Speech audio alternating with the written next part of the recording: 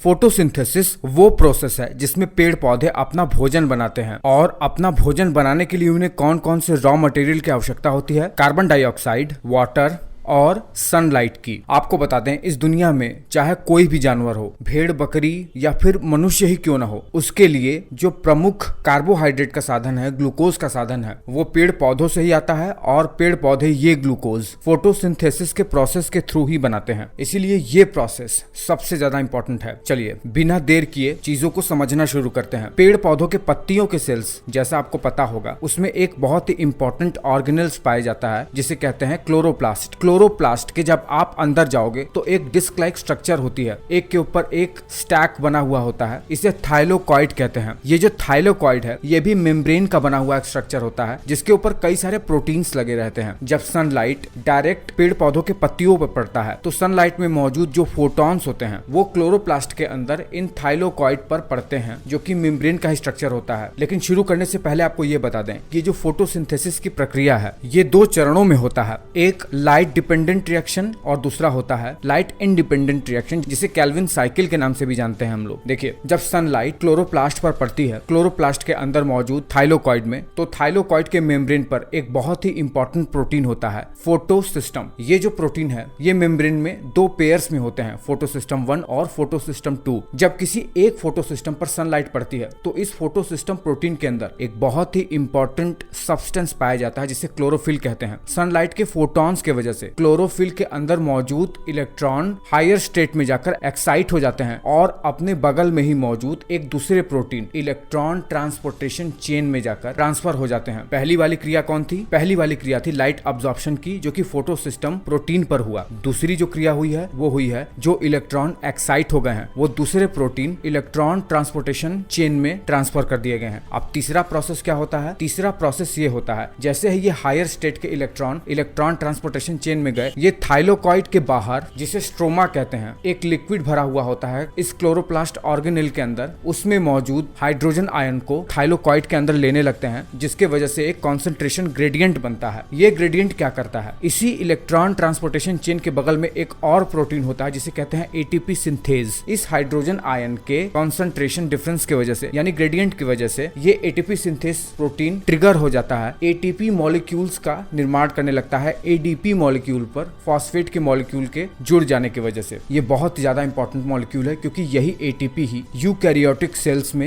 Energy का निर्माण करता है। इसे एनर्जी का मॉलिक्यूल कहते ही हैं। अब देखिए, जो इलेक्ट्रॉन्स इलेक्ट्रॉन ट्रांसपोर्टेशन चेन की वजह से लो एनर्जी में तब्दील हो गए थे, वो अब दोबारा से अपने बगल में ही मौजूद दूसरे फोटोसिस्टम प्रोटीन में जाकर दोबारा से री एनर्जाइज हो जाते हैं। अब देखिए, ये जो री एनर्जाइज इलेक्ट्रॉन के मॉलिक्यूल थे इस फोटोसिस्टम 1 में, वो दोबारा से अपने बगल में मौजूद दूसरे इलेक्ट्रॉन ट्रांसपोर्टेशन चेन प्रोटीन में ट्रांसफर कर दिए जाते हैं, जहां पर स्ट्रोमा से आया हुआ एक इलेक्ट्रॉन कैरियर का मॉलिक्यूल NADP+ मॉलिक्यूल इस इलेक्ट्रॉन को अपने साथ जोड़कर NADPH मॉलिक्यूल बना लेता है। अब देखिए, मैंने आपको ये बताया था कि जब शुरुआत में सनलाइट के फोटोन पहले वाले फोटोसिस्टम प्रोटीन पर पड़ते हैं तो इलेक्ट्रॉन एक्साइट होकर इलेक्ट्रॉन ट्रांसपोर्टेशन चेन में ट्रांसफर कर दिए जाते हैं। अब देखिए, पहले वाले फोटोसिस्टम में तो इलेक्ट्रॉन का लॉस हो जाता है। अब इस प्रोटीन को दोबारा से अपने खोए हुए इलेक्ट्रॉन की जरूरत पड़ती है। क्या होता है ना कि इसी थाइलोकॉइड के मेम्ब्रेन के अंदर में बहुत सारे वाटर के मॉलिक्यूल होते हैं। इनका फोटोलिसिस हो जाता है और इस फोटोलिसिस की क्रिया में, जिसमें वाटर मॉलिक्यूल के ऑक्सीडेशन की वजह से फ्री इलेक्ट्रॉन का निर्माण होता है और ऑक्सीजन गैस का निर्माण भी होता है। आपको ये बात तो पता ही होगा कि पेड़ पौधे लगाना जरूरी इसलिए है क्योंकि पेड़ पौधे एनवायरनमेंट में oxygen gas as a waste product निकालते हैं। इसी प्रोसेस से बनने वाले ऑक्सीजन को ही पेड़ पौधे एनवायरनमेंट में रिलीज करते हैं। तो